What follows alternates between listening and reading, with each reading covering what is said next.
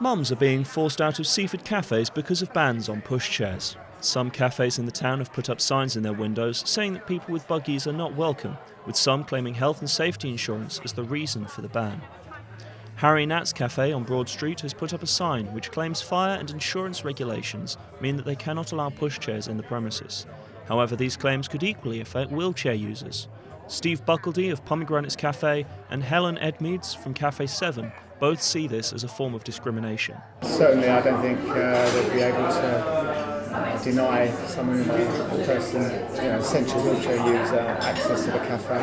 It is really sort of discriminating against people with children if you're not allowing them in because they've got a buggy. Due to the small size of the lots in Seaford Town Centre, space is an issue which affects many of the town's cafes. However, it is important for many mothers to have places to go with their children. Despite this, Siobhan Rowe, owner of Whistles Cafe at Seaford train station, still welcomes mothers and small children. I think Seaford's so small, nobody's got a lot of space. In some places, I mean it happens everywhere, in Lewis, in Brighton, you do have the same problem. But I think the locations and the size of the places that you go to means that they're able to provide better facilities maybe. Everywhere's quite tiny, like it is a space thing, and I mean obviously you've got this front room which is quite small and people see that and think, well, I couldn't fit through here, but the back bit's big. And I used to have a mum and baby group that came in and I said, if you can fit your pushchair out there, do what you want, the space is yours.